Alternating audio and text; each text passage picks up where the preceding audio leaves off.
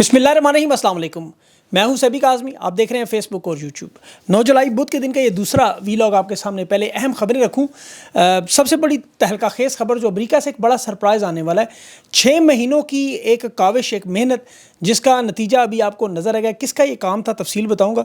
27 YouTube channel block करने की खबर भी अमेरिका की कांग्रेस तक पहुँच गई है। इंटरनेशनल तंजीमों के पास भी मामला पहुँच चुका है, केसेस तैयार हैं। और जमाइमा खान ने के बेटों की गिरफ्तारी पर जो कंपनी इस्टेब्लिशमेंट और राना सनाउल्लाह ने धमकियां दी, उसका जवाब दिया। और ये इमरान खान की तहरीक में आपको पता है कल एक बड़ी अहम मुलाकात है, सहाफ़ी का भी नाम है। और लंदन में शायान अली भी इमरान खान की तहरीक के लंदन में मुजाहरों का ऐलान कर रहे हैं। वहाँ भी मुजाहरे होंगे, दुनिया के बाकी ममालिक में कैंपेन चलने जा रही है। और तुर्की के जो 2 रहनुमा, वज़ीर दिफ़ा और वज़ीर ख़ारजा, पाकिस्तान क्यों आए, तफसीलात आ गई। गैर मुल्की वज़रा अहम शख्सियात से क्यों मिल रहे हैं, ख़ास तौर पर एयरफोर्स के चीफ ताकत का एक नया मरकज़ बन के सामने आ रहे हैं। इसकी तफसील भी आपको बताता हूँ। और इमरान खान की तहरीक के ऐलान के बाद अली मीन गंडापुर कहाँ खड़े हैं। खैबर पख्तूनख्वा में ऑल पार्टीज़ कॉन्फ्रेंस बुलाने का जो ऐलान है। और ड्रोन हमलों पर FIR का मामला, अभी मज़ीद ड्रोन हमले। और ANP में भी टूट फूट शुरू हो गई है, वहाँ खैबर पख्तूनख्वा में भी मखसूस नशिस्तों का मामला, और इसमें भी एक बड़ी वारदात चल रही है। तहरीक इंसाफ के लिए, इमरान खान के लिए वोटर्स की तादाद में 4,34,000 का महीने में इजाफा हो रहा है। 27 यूट्यूब चैनल ब्लॉक करने का मामला हुकूमत गले की हड्डी। सुप्रीम कोर्ट बार कोर्ट ने अभी एक रद्द-ए-अमल दिया। और तलाल चौधरी ने अभी मुकदमात की धमकियाँ दे दी। 27 सहाफ़ियों मरियम नवाज़ को कच्चे के डाकू धमकियां दे रहे हैं, CTD को भी चैलेंज कर रहे हैं। पंजाब की वारदातें भी आपको बताता हूँ। लेकिन सबसे पहले ये जो अमेरिका की बड़ी खबर जिसका मैंने जिक्र किया, अमेरिकी कांग्रेस में टॉम लेंटोस ह्यूमन राइट्स कमीशन है। आपको पता बहुत बड़ा कमीशन है, पुराना कमीशन है। खान की गिरफ्तारी, जो मुकदमात हैं, जो जुल्म और ज़्यादती हो रही है इंसानी हकूक़ के हवाले से, इसके साथ ही 27 यूट्यूब चैनल बैन है उनका भी। ये दोनों एक हियरिंग और समात जो है वो बड़ी ब्रीफिंग और मुलाकात, और ये करवाने वाले 6 महीने से जुल्फ़ी बुखारी, जो खान के आपको पता है उन्हें कहा जाता है फ़ॉरेन डिप्लोमेट भी, ये अमेरिकी कांग्रेस के बाई पार्टिसन यानी रिपब्लिकन और डेमोक्रेट दोनों जमातों को इंसानी हकूक़ की खिलाफ वर्जी पर जो उसकी निगरानी करते हैं, रिपोर्ट्स जारी करते हैं, फिर उन रिपोर्ट्स की बुनियाद पर अमेरिकी हुकूमत पॉलिसी तजावीज़ बनाती है। अब अमेरिकी वजारत ख़ारजा उस पर एक्शन लेने की पाबंद है, कांग्रेस कानून साजी की पाबंद है, चाहे सदर बाइडन हो, ट्रंप हो, कोई भी हो। ये पॉलिसी मामला जो हैं इनके कानून का हिस्सा हैं। अब ये याद रखें, इमरान खान को सियासी कैदी करार दे दिया, क्योंकि अमेरिका भी यह दबाव है कि उनका कानून ग्लोबल मैग्निस्की एक्ट और ह्यूमन राइट्स अकाउंटेबिलिटी एक्ट, ये 2 बड़े कानून हैं। संगीन खिलाफ वर्जी पर जो लोग शामिल, उन्हें कटहरे में लाना पड़ता है, ये मजबूरी है।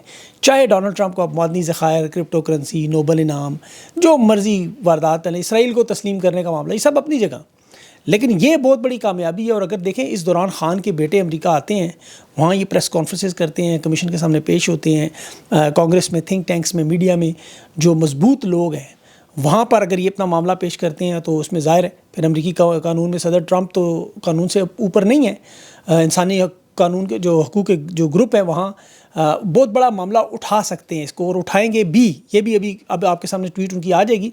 फिर फ्रीडम ऑफ स्पीच में जो 27 यूट्यूब चैनल है उनका मामला भी, जो डिजिटल सेंसरशिप है। देखिए, आलमी सतह पर इसकी एक तो सख्त तनकीद पाकिस्तान पर हो रही है, और उसमें ये याद रखें कि जहाँ एक तरफ इमरान खान का केस चल रहा है जिसमें पाबंदियों पर स्टेट डिपार्टमेंट मजबूर होगा क्योंकि ये CPC की लिस्ट में आते हैं, इसी तरह ये मामला भी उतना ही अहम है।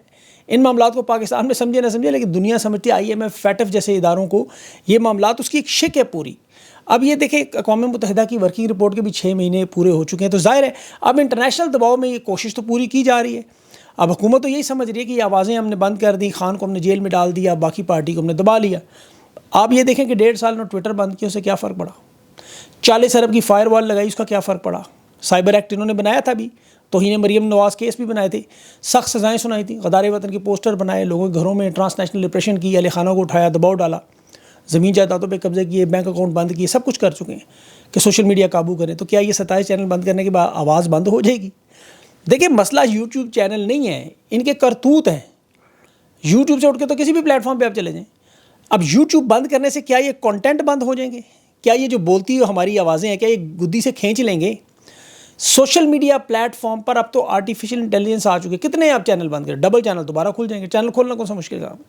لیکن یہ یوٹیوب پر ویسے بھی انٹرنیشنل قوانین کے تحت دیکھیں یوٹیوب کو بھی اب تمام صحافی ہم سب لوگ کیسز کو انٹرنیشنل عدالتوں میں بھی لے کے جا رہے ہیں. مجھے تو خود بلکہ امریکہ سے کل ڈاکٹر فاروق صاحب نے آفر کی ہے کہ ڈاکٹرز یہاں پہ 4000 ڈاکٹرز بھی موجود ہیں اور لوگ بھی ہیں, امریکی عدالتوں میں کیس لڑنا چاہیں تو بتائیں. اس پر ہم سب لوگ غور و فکر کریں, کیونکہ یہ جو کیس انہوں نے کیا ہے کہ مجسٹریٹ کا علاقے کا جو اختیار نہیں رکھتا, عالمی سطح کے ادارے پر آزادی اظہار رائے کو بند کرنے کی کوشش کر رہے ہیں. اب پیکا ایکٹ تو ویسے ہی پاکستان میں بدنام ترین, آپ کو پتہ ہے ایسا کیس ہے جسے دنیا کس نظر سے دیکھتی ہے. ماضی میں انہوں نے تقاریر پر پابندیاں لگائیں, چینل بند کروائے, اس میں بدنام ہوئے. عمران خان کی ابھی بھی میڈیا میں آواز و تصویر میں بند کی ہے. تو یہ بدماشی جو ہے آرٹیکل 19 کے تحت, تو ویسے ہی آپ کو پتہ ہے دنیا ان کو کس نظر سے دیکھتی ہے. یہ ظاہر اس کے بدلے میں ان کے لیے گھنونی اور گندی وارداتیں ہی کر سکتے ہیں. ابھی میں دیکھ رہا تھا وہ چودھری پرویز الہی کی گاڑی کے سامنے دھمال ڈالنے والا ایک چودھری, وہ چینل بند کرنے والوں کو اس کہہ رہا سزائیں بھی دلواؤں گا. مجھے سمجھ ہے اس پہ ہنسے بندہ یا روئے. یہ اپنی تنظیم سازی کرواتے ہوئے ٹانگیں بازویں تڑوا چکا ہے یہ شخص, یہ سزائیں دے گا. اسے یہ نہیں پتا ہم ان کے مالکوں سے نہیں ڈرتے, ان دھمال والوں سے ڈریں گے. اسی طرح وہ رانا ثناء اللہ صاحب, وہ خان کے بیٹوں کو دھمکیاں دے رہا ہے. اب جرت ہوتی تو جنہوں نے مونچھیں کاٹی تھی, جنہوں نے ظلم کیا, جا کے بدلہ لے. وہ تو میجر جنرل ابھی بھی موجود ہے, ANF کا موجود ہے, بلکہ ترقی کر چکے ہیں. وہ ان کے ساتھ تو بات نہیں کرتے. خان کے بیٹوں نے تحریک چلانے کی قیادت کی, وہ بات نہیں کی, شرکت کی بات کی. اور شرکت کی ہر دنیا کا شہری آزاد ہے. پرامن احتجاج جہاں بھی وہ لوگ شامل ہو سکتے ہیں. فلسطین کے معاملے میں دنیا میں دیکھیں لوگ شامل ہوتے ہیں. اب یہ ان کے لیے گرفتار کرنا ناممکن ہے, وہ تو خیر میں پچھلے ویلاگ میں بتا چکا ہوں. جمائمہ خان نے بھی اس پہ رسپانس کیا ہے, وہ ری پوسٹ کی رانا ثناء اللہ کے جواب کو, اور ٹویٹر پہ بڑا زبردست تبصرہ کیا.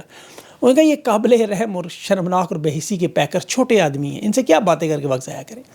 ان کا فوکس فلسطین کے بہتے ہوئے خون کی طرف. وہ برطانیہ کے وزیر اعظم کو اس میں رگڑا لگا رہی کہ تمہیں یہ زخمی اور جھلسے ہوئے بچے, ان کی چیخیں نظر نہیں آ رہی. دوہرے معیار پر یہ فلسطینی نسل کشی پر تم سب لوگ خاموش ہو. وہ فلسطین کے نام پہ رگڑ نہیں ہے, اندازہ کریں, جنہیں یہ یہودی ایجنٹ بناتے رہے ساری زندگی. اور یہ رانا ثناء اللہ جیسے لوگوں کی تو واقعی حقیقت میں اہمیت نہیں. یہ خواجہ آصف, اسحاق ڈار, ان لوگوں کو تو صرف ایک ماحول بنانے کے لیے تیار کیا ہوا, جیسا طلال چودھری کو بلایا. اب دیکھیں اس میں معاملہ اسرائیل کے حوالے سے جو بڑا اہم معاملہ, ترکی کے وزیر خارجہ اور وزیر دفاع دونوں ہیں اعلیٰ سطح کے. ذرا اس کو تھوڑا سا آپ ذرا بیک گراؤنڈ سمجھے تاکہ آپ کو پوری بات سمجھ آئے. اسرائیل کو تسلیم کروانے کے لیے پس پردہ وارداتیں کیا ہو سکتی ہیں. دیکھیں ترکی اور اسرائیل کے آپ تعلقات اٹھا کے دیکھیں, 1949 سے ترکی نے انہیں ریاست کے طور پہ تسلیم کیا ہوا ہے, بلکہ اسلامی دنیا میں یہ پہلا تسلیم کرنے والا ملکوں میں شامل ہے. 2010 میں غزہ میں جو امدادی جہاز جا رہا تھا, اسرائیلی حملہ اس پہ ہوا, اس میں ترکی کے شہری مارے گئے, لیکن ترکی نے سفارتی تعلقات اس وقت بھی نہیں توڑے.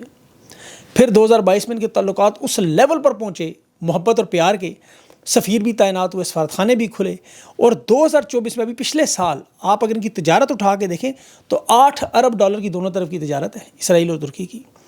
زرعی ٹیکنالوجی, دفاعی الیکٹرانکس, ڈرونز, جاسوسی کے آلات, سافٹ ویئر. اچھا جاسوسی کی سرویلنس کی تیہ بردگان بالکل پاکستانی ڈکٹیٹرز کی طرح ہیں. مخالفین کو قابو کرنے کے لیے وہ آلات استعمال وہی ترکی میں وہاں اسرائیل کے استعمال ہوتے ہیں. یہ واحد اسلامی ملک ہے, 8 ارب کی تجارت بھی کرتا رہا. ابھی ایران اسرائیل کی جنگ میں آپ نے دیکھا ترکی نے کوئی موقف نہیں بنایا, کیونکہ یہ نیٹو کے رکن ہیں, آپ کو پتہ ہے یورپ کے ساتھ ہیں. بظاہر امت مسلمہ کا انہوں نے خلیفہ کا روپ, خلافت کا روپ دھارا ہوا ہے. اب دوسری طرف امریکہ کے ساتھ, اسرائیل کے ساتھ ان کی مکمل انٹیلیجنس تعاون ہے. ابھی آپ دیکھیں جو پچھلے ہفتے ملاقاتیں ہوئیں طیب اردگان اور شہباز شریف کی آذربائیجان میں, اس کے بعد اب ترکی کے وزیر خارجہ وہ خانان پتہ نہیں کیا نام ان کا, اور وزیر دفاع دونوں پہنچ گئے, دونوں. اور انہوں نے تجارت کے حوالے سے $5 ارب کا منجن بھی, جو آتا ہے پہلے پاکستان کو منجن بھیجتا ہے MOU. اور پھر ایئر چیف ظہیر احمد بابر سدھو سے بھی ملاقات ہوئی.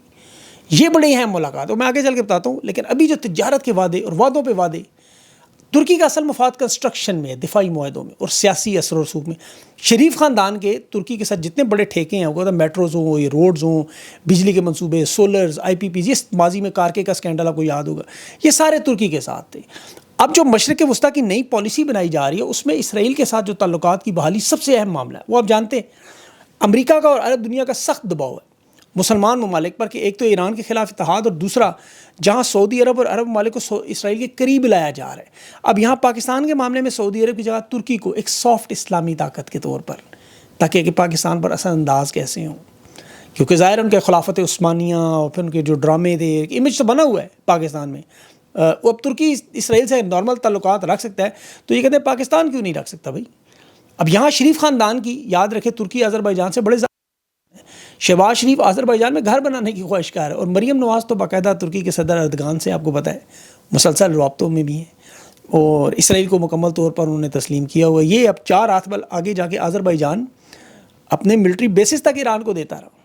ان کے بھی 1.5 ارب کے دفاعی معاہدے ان کے ساتھ ہوئے ہیں. ایران کی جو سرحد پر اسرائیل کو لاجسٹک سپورٹ ملتی رہی وہ آذربائیجان سے ملتی رہی. یہ انتہائی قریبی ان کے تعلقات ہیں دونوں ممالک کے, ترکی کے بھی اور آذربائیجان کے. تو یہ جو بیک ڈور ڈپلومیسی ہے یہ پاکستان پر دباؤ اب اس میں سعودی عرب کو نہیں ترکی کو استعمال کیا جا رہا ہے. اب اس واردات کو جو بھی بولے گا, جو آپ کے سامنے ایسے رکھے گا, اسے نشانہ عبرت بنایا جائے گا, اور یہی آپ کے سامنے ہوتا ہے. لیکن بات تو ہوگی. اب اس میں بڑی اہم جو بات تھی وہ دیکھیں, ایئر فورس کے آرمی جو چیف ہیں ظہیر احمد بابر سدھو صاحب, ان کی پروفائل بھی ڈیولپ ہو رہی ہے بڑے ہائی لیول پہ. امریکی صحافی بھی ان کی تعریفیں کریں. کام تو ان کا واقعی پاکستان انڈیا کی جنگ میں ان کا تھا. فیلڈ مارشل سے ڈونلڈ ٹرمپ کی ملاقات ہوئی وائٹ ہاؤس میں لنچ پہ, لیکن یہ گئے بعد میں ملاقات کر کے. اور امریکہ کی ایک واردات کا طریقہ یاد رکھیں, نیب البدل ضرور بناتے ہیں. خیر اس میں پھر کسی اگلے ویلاگ میں بات کروں گا. معاف کیجیے گا. ابھی عمران خان سے اڈیالہ جیل میں بڑی اہم ملاقات ہے. اس میں علی امین گنڈا پور خیبر پختونخوا یہ تحریک و عملی اقدامات کیسے اٹھائے گی, یہ اب اس پہ تازہ ترین پیش رفت جو علی امین گنڈا پور نے آل پارٹیز کانفرنس کے لیے تمام پارٹیوں کو دعوت دی ہے. اب یہ مجھے ان کی اسٹریٹجی سمجھ نہیں ہے, یہ کرنا کیا چاہ رہے ہیں. اب تو حالت یہ دیکھیں, ورکرز جو خان کے لیے 3 سال سے مارے کھا رہا ہے, قربانی دے رہا ہے, اب وہ کہہ رہے ہیں میں نے سینیٹرز, ٹکٹ ہولڈرز, عہدیدار, اب ان کی باری ہے, انہیں میدان میں آنا ہوگا. تو اس کے لیے خان نے کل بتانا ہے انہیں کہ یہ کس طرح ان سب لوگوں کو سامنے آنا ہوگا.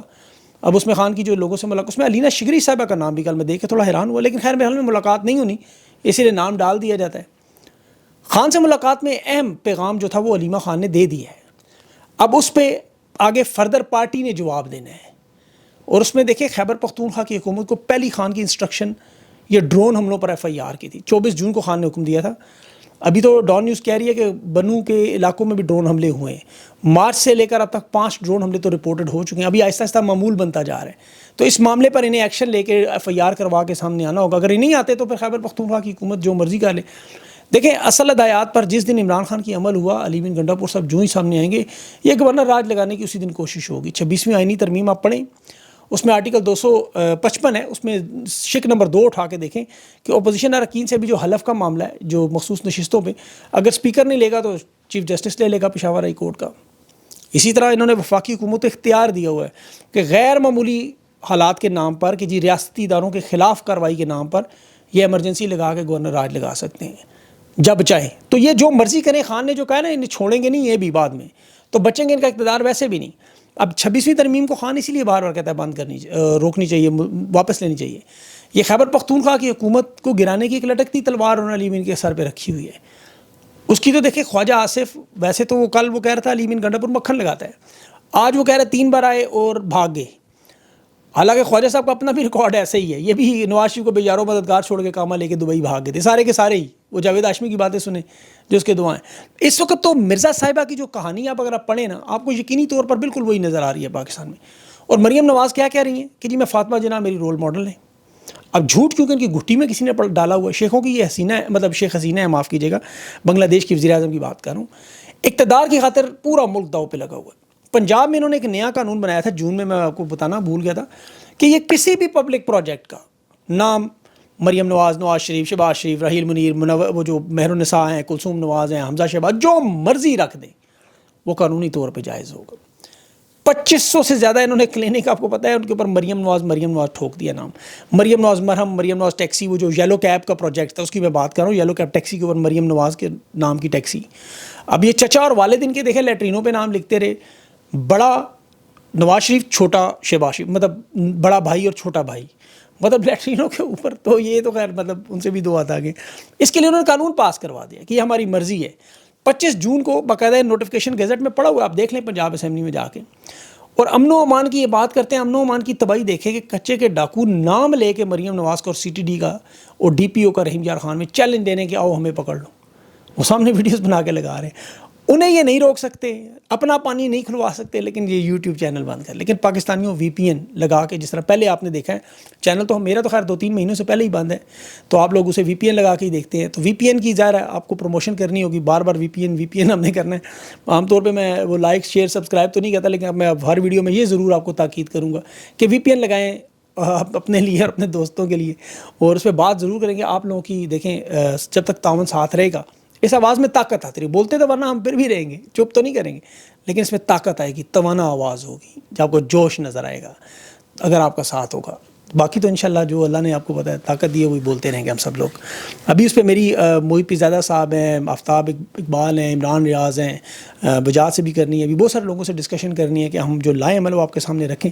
میرا تو نہیں مشورہ ایک بڑا نیٹ ورک بنائیں سارے مل کے, اس میں جان ڈالیں اور اپنا ایک نیا سیٹ اپ ایسا بنائیں کہ ایک بند ہو تو دوسرا کھل جائے. خیر ان چینلز کے بند ہونے کا ان کے ہاتھ میں ابھی نہیں ہے, اس میں اصل میں طاقت تو آپ لوگوں کے ہاتھ میں ہے. تو یہ میں اس لیے کہہ رہا ہوں کہ ظاہر ہے یہ ایک پلیٹ فارم ہے آپ لوگوں سے ڈسکشن کرنے کا اور یہ خبریں پہنچانے کا اور آگاہی سے. تو باقی انشاءاللہ اگلے ویلاگ تک کے لیے کوشش میں کر رہا ہوں دوبارہ انٹرویوز کا سلسلہ شروع کروں, لیکن اس میں ظاہر ہے تحریک انصاف کے لوگ بھی آپ کو پتہ ہے کچھ مصروف رہتے ہیں, اور دوسرا یہ کہ وہ کچھ لوگ بھی آپ ان کو پسند نہیں کرتے, دیکھنا سننا ان کی باتیں بھی آپ نے سنی ہوئی ہیں, تو اس لیے وہ پیمانوں کو چوز کرنا مشکل ہوا ہے کہ کس کو لیا جائے. تو آپ لوگ کمنٹس میں بتایا کریں کس کو سننا چاہتے ہیں, تو اس کی بنیاد پہ ہم لوگ انشاءاللہ فیصلہ کریں. اپنا خیال رکھیں, مجھے اجازت دیں, اللہ حافظ.